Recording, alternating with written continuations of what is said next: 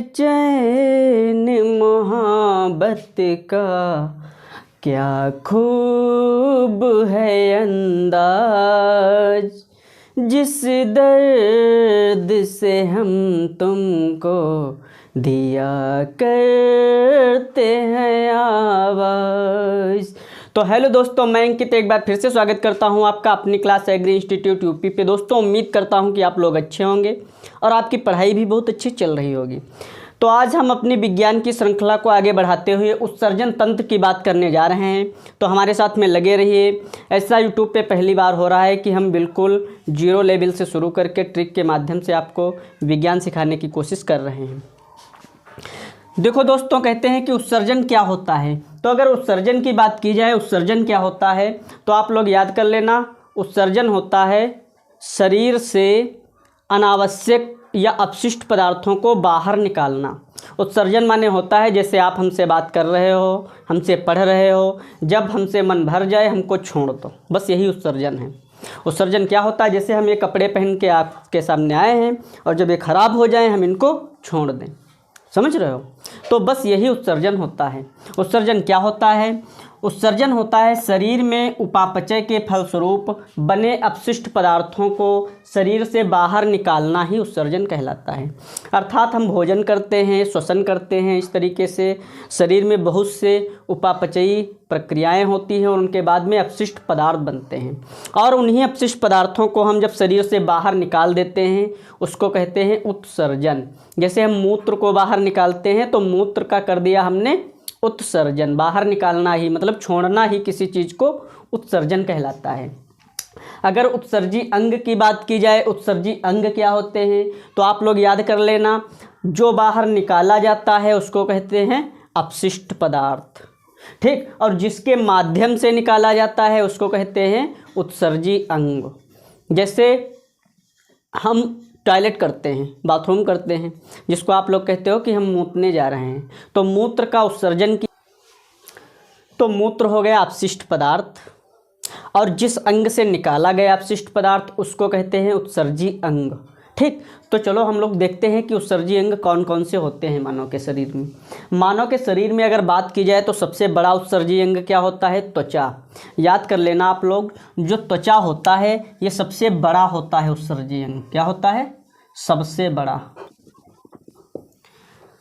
बड़ा उत्सर्जी अंग त्वचा होता है। त्वचा के बाद में अगर बात करें, त्वचा के नीचे देखो और आओ तो नासा छिद्र होते हैं, नहीं, इसके नीचे और आओ फेफड़े होते हैं, हाँ फेफड़े होते हैं। त्वचा से हम किस चीज़ का उत्सर्जन करते हैं? त्वचा से हम लोग छोड़ते हैं पसीना और नमक, जो शरीर में अतिरिक्त नमक बन जाता है इसको भी हम त्वचा के रास्ते से ही छोड़ देते हैं। फेफड़े द्वारा हम क्या निकालते हैं? फेफड़े से हम छोड़ते हैं कार्बन डाइऑक्साइड और जल वाष्प। फेफड़े द्वारा हम क्या छोड़ते हैं? फेफड़े द्वारा आपने देखा होगा ऑक्सीजन लेते हो, ऐसे ऑक्सीजन गई और निकालते क्या हो? Carbon dioxide. तो फेफड़ा भी एक उत्सर्जी अंग है। उत्सर्जी अंग मतलब फेफड़ा भी कोई अनावश्यक पदार्थ, अपशिष्ट पदार्थ बाहर निकालता है। तो कार्बन डाइऑक्साइड को निकालता है और वाष्प को निकालता है। वाष्प माने होता है पानी। देखो फ़ोन की स्क्रीन पे आप लोग ऐसे करके देखो तो देखोगे कि फ़ोन के स्क्रीन पे ऐसा लगेगा कि पानी जैसा लग गया, तो ये फेफड़े द्वारा ही वाष्प निकलती है, ठीक। तो फेफड़ा क्या निकालता है? कार्बन डाइऑक्साइड निकालता है और वाष्प निकालता है। अगर बात की जाए यकृत की, यकृत मीन्स कलेजी, जिसको कहते हो लीवर। लीवर क्या निकालता है? लीवर अमोनिया निकालता है। क्या निकालता है?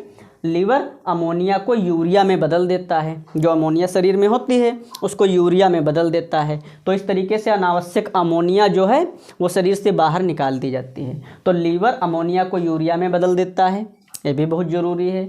बड़ी आंत क्या निकालती है? बड़ी आंत की अगर बात करें तो बड़ी आंत, देखो छोटी आंत में तो कुछ नहीं निकला होगा, बड़ी आंत के निचले भाग को कहते हैं गुदाद्वार। तो जो गुदाद्वार होता है वहाँ से अनपचा भोजन निकाल दिया जाता है, जिसको हमने कहा था काइल। पाचन तंत्र में हमने पढ़ाया था, जब भोजन को चबाते हैं तो उसका पाचन होना शुरू, जब नीचे उतरता है तो कहते हैं बोलस, और जब नीचे और आ जाता है तब कहते हैं काइम छोटी आंत में, और जब छोटी आंत से नीचे आता है बड़ी आंत में तब कह देते हैं काइल।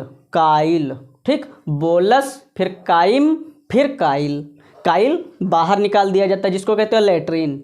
लेट्रिन भी अपशिष्ट पदार्थ है, ठीक। तो उसको भी शरीर से बाहर निकाल दिया जाता है। इसके बाद आता है वृक्क। वृक्क क्या होता है? वृक्क 2 लगे होते हैं मानव के शरीर में। वृक्क का काम क्या होता है? यूरिया और पेशाब को बाहर निकालना। देखो अमोनिया जो शरीर में बनी उसको यकृत ने यूरिया में बदल दिया, यकृत ने यूरिया में बदल दिया। अब ये यूरिया बाहर निकलनी है, तो बाहर कैसे निकलेगी? वृक्क के माध्यम से। वृक्क को कहते हैं किडनी, और हम लोग उर्दू में कहते हैं गुर्दा, उर्दू में गुर्दा कहते हैं। तो अगर बात की जाए वृक्क की, तो वृक्क जो होता है ये सबसे बड़ा नहीं है, प्रमुख है। ये क्या है? सबसे प्रमुख अंग, या कह दो मुख्य, लिख लो मुख्य उत्सर्जी अंग। मुख्य उत्सर्जी अंग कौन होता है? वृक्क होते हैं ये जो बने हैं। लेकिन सबसे बड़ा उत्सर्जी अंग कौन होता है? सबसे बड़ा उत्सर्जी अंग होता है बेटा त्वचा। तो हम लोग वृक्क के बारे में पढ़ने जा रहे हैं। अगर आपने अभी तक मेरे चैनल को सब्सक्राइब नहीं किया है तो कर लीजिए और लाइक भी कर दीजिए। ठीक, अब हम वृक्क की बात करने जा रहे हैं। तो वृक्क को देखो, वृक्क को जो हम लोग पढ़ते हैं तो ये होता है दायां वृक्क, ये होता है बायां वृक्क। 2 वृक्क होते हैं, 2 गुर्दे होते हैं मानव के शरीर में। एक होता है दायां और एक होता है बायां। इसको कहते हैं बायां, इसको कहते हैं दायां। ठीक, ये याद कर लेना, ये दायां है और ये बायां वृक्क है। देखो ये काट के दिखाया गया है, अनुप्रस्थ काट के हिसाब से ये बना है, और ये किडनी काटा नहीं गया है। किडनी की अगर बात करें तो किडनी भैया 2 होते हैं। किडनी की अगर लंबाई की बात करें तो 10 सेंटीमीटर का लगभग इतना बड़ा किडनी होता है। ठीक, अगर चौड़ाई की बात करें तो 5 से 6 सेंटीमीटर चौड़ा होता है मानव में।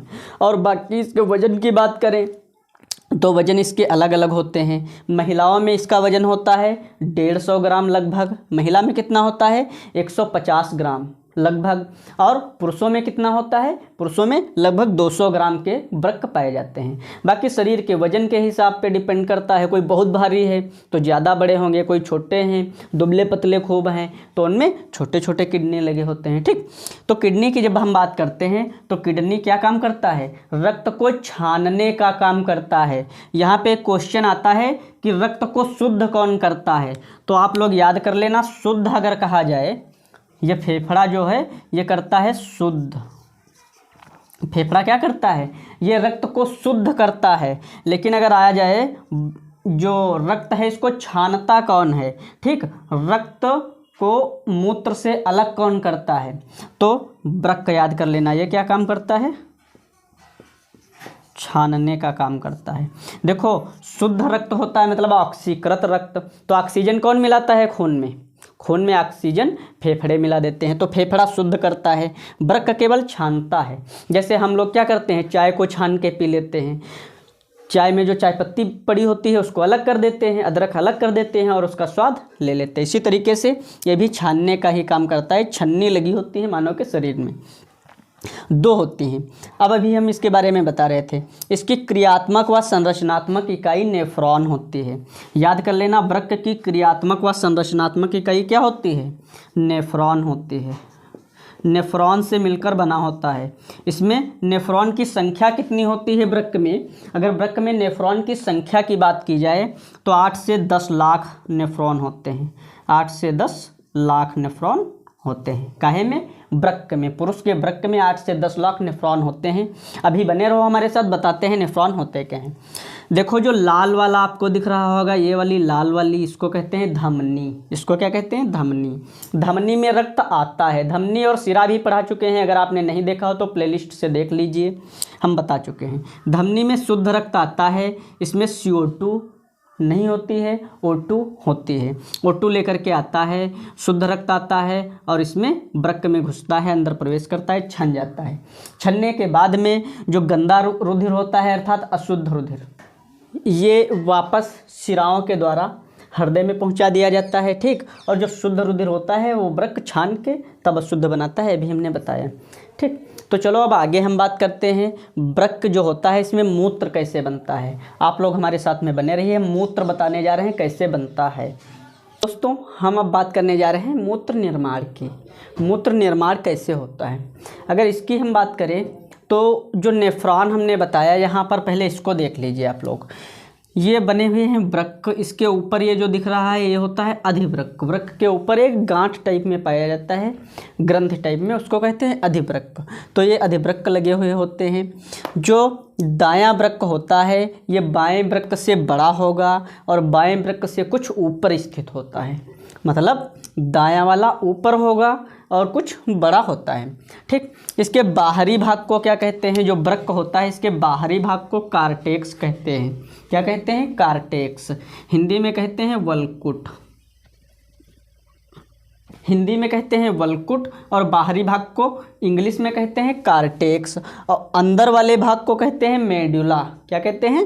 अंदर वाले भाग को मेडुला कहते हैं। ठीक, और ये जो आपको दिखाई दे रहे होंगे त्रिभुजाकार आकृत, इसको कहते हैं पिरामिड्स। क्या कहते हैं? पिरामिड। याद कर लेना, बाहर वाले भाग को कार्टेक और अंदर वाले भाग को मेडुला, और जो ये त्रिभुजाकार दिख रहे हैं इनको कहा जाता है पिरामिड। पिरामिड जो होते हैं इनकी संरचना कैसे होती है? तो इनकी संरचना नेफ्रॉन से मिलकर बनी होती है। जो पिरामिड्स होते हैं ये नेफ्रॉन के मिलकर के बने होते हैं। इसमें कुंडलित नलिका होती है। नेफ्रॉन एक नली होती है। ठीक, और ये कुंडलित होती है, अर्थात खूब टेढ़ी मेढ़ी ऐसे ऐसे ऐसे ऐसे ऐसे ऐसे ये नलिकाएं होती हैं नेफ्रॉन। ठीक, नेफ्रॉन कितने पाए जाते हैं? 8 से 10 लाख अभी बताया था हमने। अब अगर इसकी बात की जाए, ये वाला भाग क्या होता है? इसको कहते हैं पेल्विस। जो चौड़ा भाग होता है ऊपर, इसको पेल्विस कहते हैं। पेल्विस ही लास्ट में जाकर के, अंतिम में जाकर के मूत्रवाहिनी का निर्माण करता है। पेल्विस से ही मूत्र आता है मूत्रवाहिनी में, और मूत्रवाहिनी में आने के बाद में मूत्राशय में स्टोर होता है। मूत्राशय एक थैली लगी होती है, थैली में स्टोर होता है, और मूत्र मार्ग इसको कहते हैं, यहाँ से निकाल दिया जाता है। जो सिसन होता है, महिलाओं में योनि होती है, वहाँ से इसको त्याग दिया जाता है मूत्र को। मूत्राशय यहाँ पे होता है, इसमें स्टोर होता है मूत्र। ठीक, तो शिरा और धमनी तो अभी हमने बताया था। जो लाल है इसमें शिरा, इसको धमनी कहा जाता है, धमनी लाल वाली को। इसमें रक्त आता है शुद्ध वाला, और शिरा जो है इसमें वापस जाता है वृक्क में छनने के बाद। तो मूत्र कैसे बनता है ये आप लोग देखो। जो नेफ्रॉन हमने बताया, नेफ्रॉन के अंदर जो नली होती है उसमें पाए जाते हैं बोमेन संपुट। क्या पाए जाते हैं? बोमेन संपुट पाए जाते हैं। बोमेन संपुट के अंदर ही पाए जाते हैं हेनले लूप, इसके अंदर पाए जाते हैं। सकते हो कि मूत्र का निर्माण कैसे होता है। अभी हमने बताया था किडनी जो होते हैं, किडनी की सबसे छोटी क्रियात्मक एवं संरचनात्मक इकाई होती है नेफ्रॉन। क्या होती है बेटा? नेफ्रॉन। अब जो नेफ्रॉन होता है, नेफ्रॉन में ही पाए जाते हैं बोमेन संपुट। इस वाली संरचना को क्या कहते हैं? यह है बोमेन संपुट। ये संरचना है बोमेन संपुट। अब बोमेन संपुट एक अस्तीन की तरीके से काम करता है, तब मूत्र तैयार होता है। देखो, अस्तीन में जैसे हम रसगुल्ला रख लें तो रसगुल्ले में जलाव होता है, और जब इसको दबाओगे तो जलाव नीचे गिरेगा, और जो उसका मटेरियल है, जो खोया पड़ा, मसाले पड़े, वो सब इसी अस्तीन में रह जाएंगे। इसी तरीके से बोमेन संपुट होता है। बोमेन संपुट में जब रक्त जाता है और खनिज लवण जाते हैं, प्रोटीन्स जाते हैं, जो भी चीज़ें रक्त में मिली हों, हम भोजन में लेते हैं, वो सब जाते हैं। तो बोमेन संपुट इसको छानता है। बोमेन संपुट क्या करता है? छानता है। जब दबाव पड़ता है तो 3 चरणों में मूत्र बनता है। पहला होता है परानिस्यंदन। क्या होता है? परानिस्यंदन। इसको कहते हैं अल्ट्रा फिल्ट्रेशन। तो बोमेन संपुट में जब परानिस्यंदन होता है तो रक्त और अन्य पदार्थ जो मिलके जाते हैं ये 2 जगह पे बंट जाते हैं। शुद्ध रक्त अलग हो जाता है, और अन्य पदार्थ जो हैं, अशुद्धियाँ, प्रोटीन, विटामिन्स, ये सब चीज़ें, और लवण, जल, ये अलग हो जाता है। जो शुद्ध रक्त अलग हो गया इसको कहते हैं ग्लोमेरुलर। क्या कहते हैं? ग्लोमेरुलर। अब जो होता है ये अन्य पदार्थ ये आगे भेज दिए जाते हैं इसी में, बोमेन संपुट में। अब जब आगे जाते हैं तो इसमें चयनात्मक पुनरावशोषण होता है। इसमें क्या होता है? चयनात्मक पुनरावशोषण। इसमें जो अन्य पदार्थ हैं ये फिर 2 जगह पे बट जाते हैं। अन्य पदार्थ जो 2 जगह पे बटते हैं। अन्य पदार्थ 2 जगह पे कौन? यूरिया जो थी इसमें अन्य पदार्थ में वो अलग होती है, और जल, ये पेशाब बना देते हैं। और जो अन्य पदार्थ रह गए जैसे प्रोटीन, लवण, विटामिन्स, ये फिर शरीर में वापस भेज दिए जाते हैं। ठीक, तो समझ में आ गया होगा कि मूत्र कैसे बनता है। सबसे पहले परानिस्यंदन, रक्त और अन्य पदार्थ अलग हुए, फिर वो अन्य पदार्थ आगे बढ़े, तब उसमें से यूरिया और जल अलग हुआ, अब यूरिया और जल को ही पेशाब कह देते हैं, अन्य पदार्थ शरीर में भेज दिए जाते हैं। तो उम्मीद करता हूँ कि पेशाब कैसे बनता है समझ में आ गया होगा। अगर पेशाब की बात करें तो पेशाब में क्या होता है, पेशाब का पीएच जो होता है 4.8 होता है, अर्थात पेशाब अम्लीय होता है। ठीक, पेशाब में जल की प्रतिशत मात्रा 95% होती है। पेशाब में यूरिया कितनी है, यूरिया 2% होती है। ठीक, पीला रंग क्यों होता है, आपने देखा होगा पेशाब का रंग पीला होता है। पीला रंग क्यों होता है, यूरोक्रोम वर्णक पाया जाता है। यूरोक्रोम के कारण, बहुत इंपॉर्टेंट है, याद कर लेना, यूरोक्रोम के कारण। पेशाब में गंध क्यों आती है, पेशाब में गंध क्यों आती है, अमोनिया के कारण। जो ये यूरिया होती है ये जब हम बाहर त्याग देते हैं, आपने देखा होगा जो सामूहिक, जैसे कि आप देखते हो हॉस्पिटल ले लो, सरकारी सार्वजनिक स्थान होते हैं, वहाँ पे क्या होता है, वहाँ पे लोग टॉयलेट करते हैं, मूत्र विसर्जन कर देते हैं। और जब मूत्र का उत्सर्जन करते हैं, निकालते हैं मूत्र, तो वहाँ पे बहुत बुरी बदबू आती है। क्यों आती है, क्योंकि यूरिया जो निकाला वो ऑक्सीजन से क्रिया करके कुछ समय बाद अमोनिया में बदल जाती है। जो लोग ऑपरेशन करवाते हैं, हॉस्पिटल में जाओ, देखो जाके नली पड़ी रहती है मूत्र मार्ग में, और एक थैला लटका रहता है, उसमें कितनी ज़्यादा बदबू आती है। क्यों, उसमें बदबू इसलिए आती है क्योंकि जो मूत्र निकाल रहे हैं वो तो यूरिया है, लेकिन जब हवा के संपर्क में कुछ समय रहता है तो वो बन जाता है अमोनिया। अमोनिया बहुत ज़्यादा गंध देता है। ठीक, अब देखो वृक्क में होने वाले रोग कौन कौन से हैं, बीमारियां कौन हैं। तो वृक्क में सबसे ज़्यादा होता है पथरी, वृक्क की पथरी। पथरी काहे के कारण होती है, कैल्शियम ऑक्जेलेट के कारण। कैल्शियम ऑक्जेलेट क्या होता है, आप लोग टमाटर खाते होंगे, बैंगन खाते होंगे, तो इनके बीज में कैल्शियम ऑक्जेलेट पाया जाता है। ठीक, जो यहाँ पे व्रंत लगा होता है, आपने देखा होगा टमाटर का ऊपरी सिरा, तो यहाँ पे ये जो होता है इसकी वजह से इसमें कैल्शियम ऑक्जेलेट होता है, उसको हम लोग खा लेते हैं तो किडनी में जाके वो जम जाता है। ठीक, और जमने के कारण वो एक पथरी का रूप ले लेता है। यूरेनिया एक बीमारी होती है। यूरेनिया क्या होती है, ये अमोनिया की अधिकता के कारण होती है। यूरेनिया बीमारी में अमोनिया शरीर में ज़्यादा जब हो जाती है, मूत्र द्वारा बाहर नहीं निकल पा रही है, तो हमारा शरीर पीले रंग का पड़ जाता है।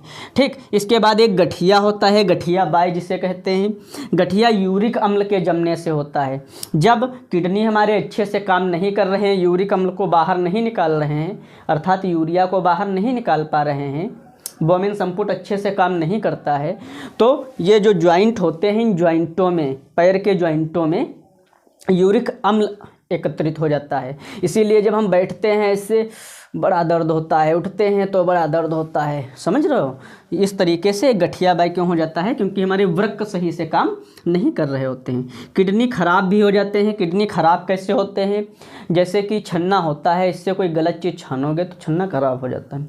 इसी तरीके से किडनी जो होते हैं हमारे शरीर में छन्ने का काम करते हैं। हम लोग जब खूब ज़्यादा शराब वराब पीने लगते हैं, गलत चीज़ों का इस्तेमाल करते हैं, तो किडनी खराब हो जाते हैं। अगर किडनी खराब हो गए हैं तो इनको बदला भी जा सकता है, ट्रांसप्लांट भी कराया जा सकता है 48 घंटे के अंदर। कोई व्यक्ति है अगर अपनी किडनी दान कर रहा है तो डॉक्टर उसके किडनी 48 घंटे के अंदर किसी दूसरे व्यक्ति में लगा देंगे, वरना वो किडनी खराब हो जाएंगे। ठीक, अब बात करें अगर उत्सर्जी पदार्थ क्या होते हैं, हम लोग जो छोड़ते हैं उत्सर्जी पदार्थ क्या होते हैं, तो उत्सर्जी पदार्थ देखो सबसे पहले पेड़ पौधों में देखो क्या छोड़ते हैं, पेड़ पौधे गोंद छोड़ते हैं और सूखी टहनियाँ छोड़ देते हैं। तो पेड़ पौधों का उत्सर्जी पदार्थ सूखी टहनियाँ और गोंद हो गया। स्तनधारियों का, जिनके शरीर पे स्तन पाए जाते हैं, उनका उत्सर्जी पदार्थ क्या होता है, उनको कहा जाता है यूरियोटेलिक। वो लोग यूरिया छोड़ते हैं। अभी हमने बताया मनुष्य क्या छोड़ता है, यूरिया छोड़ता है। तो यूरियोटेलिक, टेलिक माने होता है छोड़ना, यूरियो माने यूरिया। जो लोग यूरिया छोड़ते हैं उनको यूरियोटेलिक कहते हैं। स्तनधारी लोग यूरियोटेलिक होते हैं। पक्षी और सरीसृप क्या होते हैं, पक्षी और सरीसृप जो होते हैं ये यूरिकोटेलिक होते हैं। यूरिकोटेलिक अर्थात छोड़ते हैं क्या, यूरिको मतलब यूरिक एसिड छोड़ते हैं पक्षी और सरीसृप। पक्षियों में याद कर लेना मूत्राशय नहीं होता है, पक्षी मूत्र को स्टोर नहीं कर सकते हैं। अच्छा, अगर बात की जाए मछली क्या छोड़ती है, तो मछली अमोनियोटेलिक होती है, अमोनिया छोड़ती है। मछली क्या छोड़ती है, अमोनिया छोड़ती है। जल में रहने वाले ज़्यादातर जीव अमोनियोटेलिक ही होते हैं। मकड़ी की बात की जाए, मकड़ी क्या छोड़ती है, तो ये मकड़ी जो होती है ग्वानियोटेलिक होती है, ग्वानीन छोड़ती है। ठीक, तो उम्मीद करता हूँ हमारी क्लास आपको बहुत अच्छी लगी होगी, समझ में आया हो तो हमारे चैनल को सब्सक्राइब करना मत भूलना। ठीक, और इस वीडियो को ज़रूर लाइक करें, शेयर करें। मिलते हैं अगली क्लास के साथ में, तब तक के लिए धन्यवाद। जय हिंद।